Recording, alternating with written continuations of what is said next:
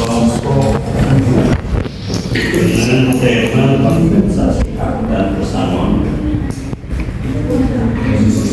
Begitu kelompok ini silakan dimulai.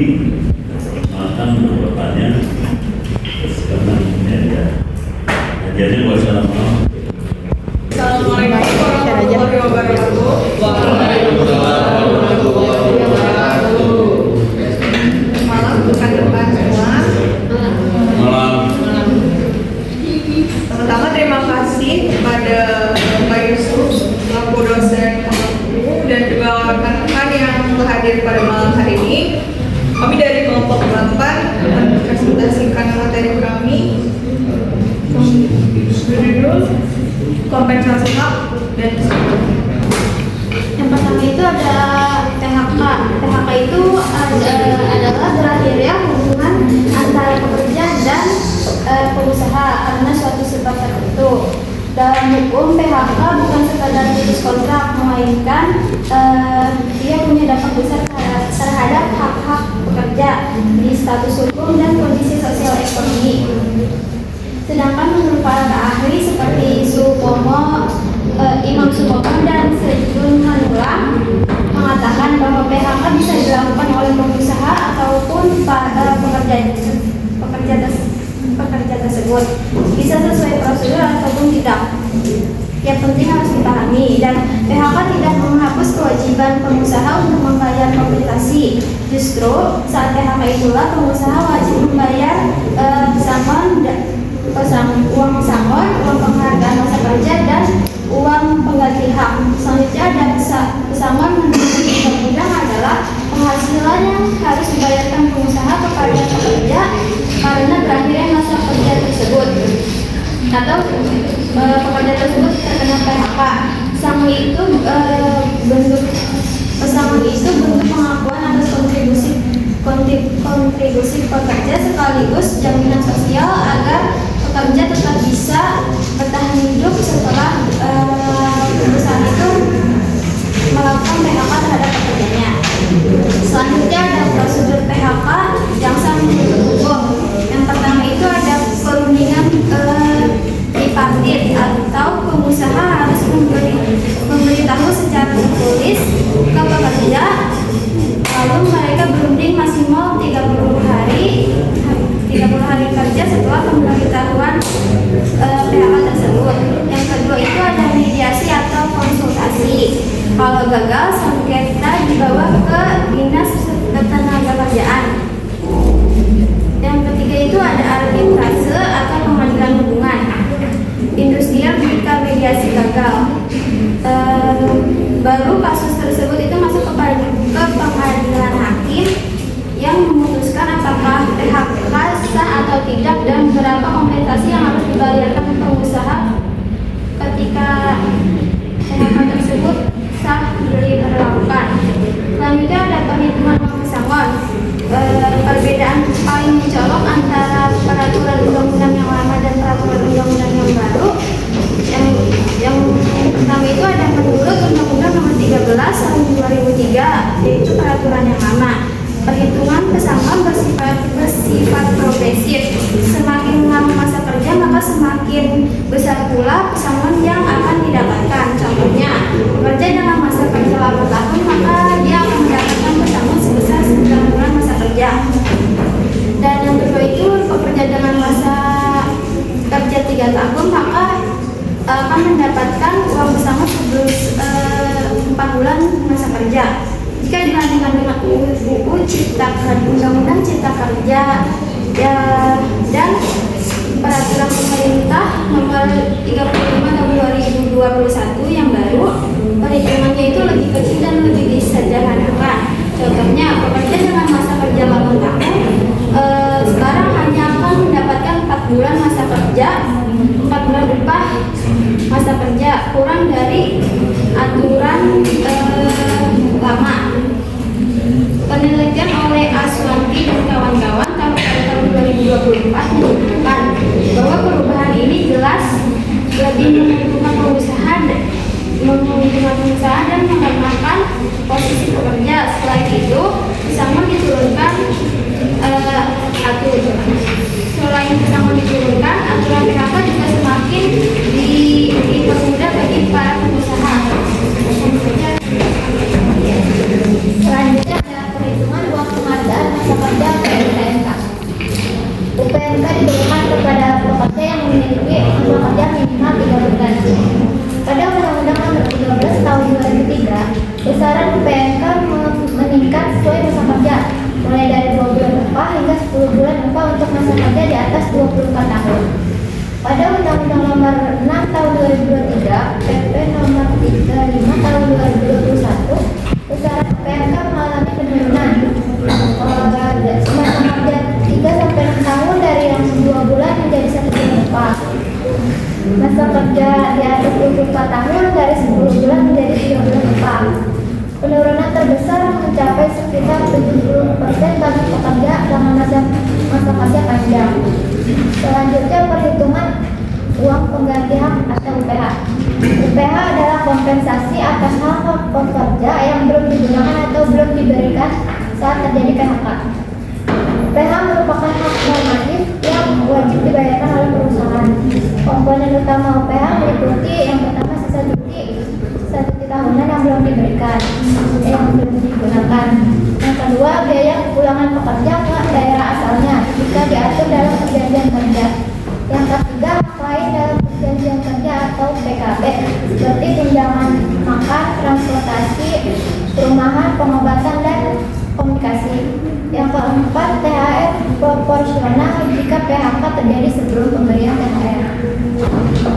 Selanjutnya, penghapusan pesangon 2 kali lipat.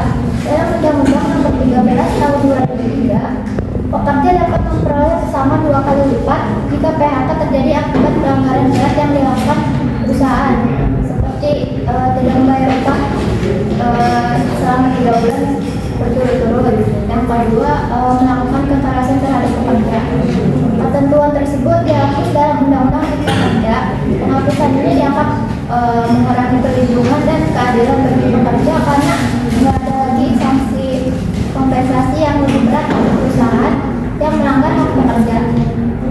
Yang terakhir, implikasi perubahan terhadap hak pekerja. Perubahan regulasi menyebabkan penurunan total kompensasi PHK yang diterima pekerja. Dengan masa kerja panjang dapat kehilangan lebih dari 50% untuk hak kompensasinya dibanding aturan yang lama.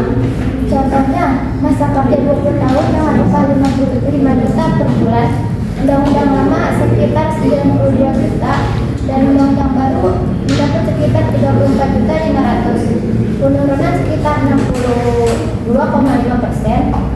Program jaminan kehilangan pekerja atau JKP yang diberikan pemerintah belum mampu menutupi selisih tersebut. Akibatnya banyak serikat pekerja yang menilai aturan baru lebih menguntungkan untuk perusahaan dibanding pekerja. Perubahan regulasi dalam Undang-Undang Cipta Kerja menyebutkan penurunan UPNK, penghapusan pesangon 2 kali lipat, dan berkurangnya total kompensasi PHK, sehingga hak ekonomi pekerja setelah PHK menjadi lebih kecil dibanding aturan yang sebelumnya. Ada faktor penyebab lemahnya implementasi pesangon.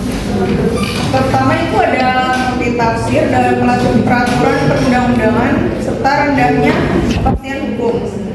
Perubahan regulasi ini melalui Omnibus Law ini menimbulkan kebingungan mengenai aturan pesangon yang berlaku. Selain itu, beberapa ketentuan dalam peraturan Pemerintah Nomor 35 Tahun 2021 seperti perasa efisiensi untuk mencegah kerugian yang lebih besar tidak dijelaskan secara rinci sehingga dapat ditafsirkan berbeda oleh setiap perusahaan. Akibatnya pelaksanaan hak pesangon menjadi tidak seragam dan sering menimbulkan sengketa. Yang kedua, ada panjang dan rumitnya proses penyelesaian sengketa hubungan industrial. Berdasarkan penelitian di Dinas Tenaga Kerja di Kota Aceh, proses mediasi ini sering terkendala oleh kurangnya jumlah dan kualitas mediator serta lamanya penerbitan anjuran. Selain itu, adanya pihak yang tidak kooperatif dan ketidakseimbangan posisi antara pekerja dan pengusaha membuat penyelesaian sengketa semakin sulit. Kondisi ini menyebabkan banyak pekerja itu lebih memilih menerima pesangon yang lebih rendah daripada harus menunggu proses hukum yang panjang. Selanjutnya ada faktor ketiga berkaitan dengan kondisi ekonomi dan budaya. Dari sisi ekonomi, pekerja ini umumnya memiliki keterbatasan biaya untuk memperjuangkan haknya melalui jalur hukum, sedangkan perusahaan memiliki sumber daya hukum yang lebih kuat. Dan dari sisi kultural masih banyak pekerja yang kurang memahami hak-hak normatif mereka, termasuk cara menghitung dan menuntut pesangon. Dan yang terakhir ada kepailitan perusahaan dalam kondisi pembayaran hak pekerja ini sering terkendala karena keterbatasan aset perusahaan dan adanya kewajiban kepada debitur lain. Meskipun putusan dari Mahkamah Konstitusi telah menegaskan bahwa hak pekerja itu harus diprioritaskan, namun dalam kenyataannya pembayaran pesangon ini tidak selalu dapat direalisasikan sepenuhnya. Oleh karena itu, diperlukan penguatan regulasi dan juga peran aktif pemerintah, serikat pekerja, serta pekerja itu sendiri untuk memastikan hak-hak tersebut tetap terlindungi. Tiga penanya satu dua. Nama saya Dewi Sadia Sapiti dari kelompok 7 Pak.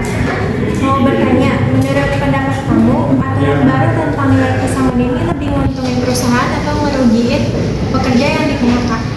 Saya akan menjawab pertanyaan Dewi Sadia. Menurut kalian aturan baru tentang pesangon lebih menguntungkan perusahaan atau justru merugikan pekerja yang di PHK?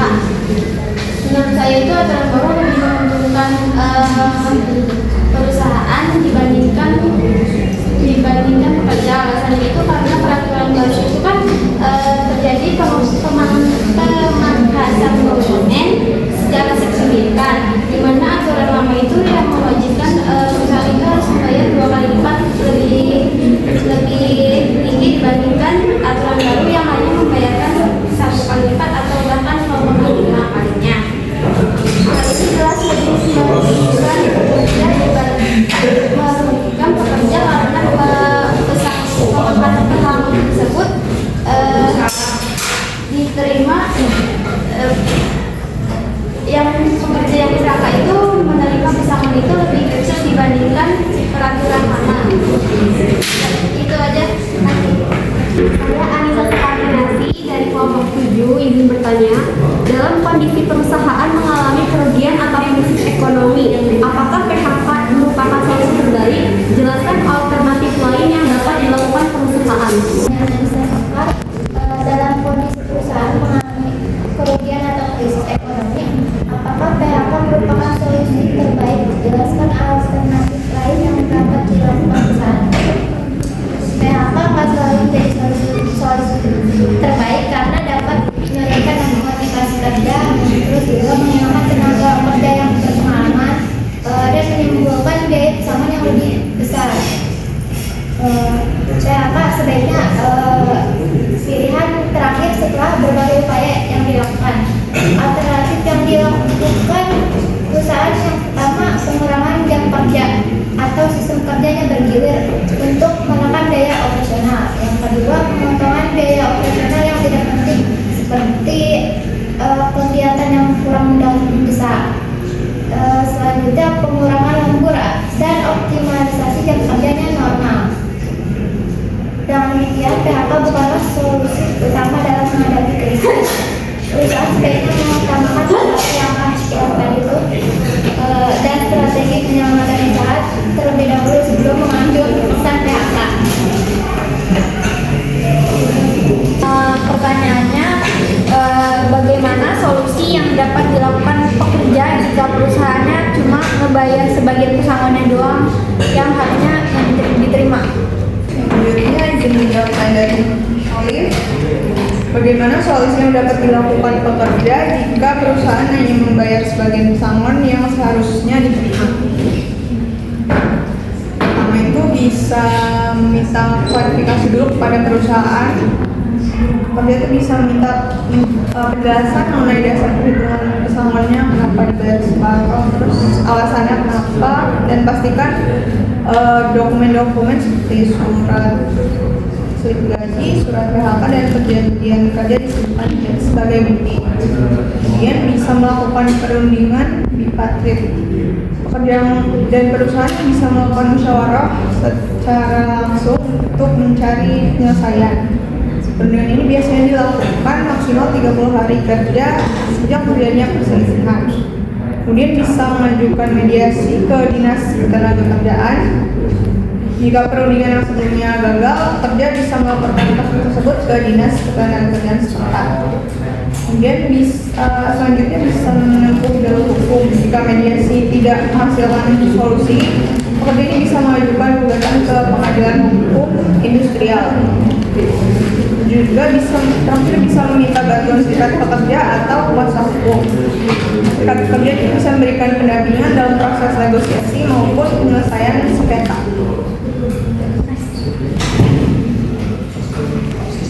Peraturan pasca Undang-Undang Kerja dan PP Nomor 35 Tahun 2001 mengalami penurunan substansial dibandingkan Undang-Undang Nomor 13 Tahun 2003, terutama dalam formula uang pesangon, uang penghargaan jasa kerja, dan penghapusan pesangon uang kehidupan. Akibatnya, pekerja dengan masa kerja panjang bisa kehilangan hingga 50% hak kompensasinya. Selain itu, lemahnya implementasi pesangon di lapangan tidak hanya disebabkan oleh aturan yang multitafsir, tetapi juga oleh proses penyelesaian sengketa yang panjang, biaya litigasi yang tidak seimbang, dan rendahnya kesadaran hukum serta sulitnya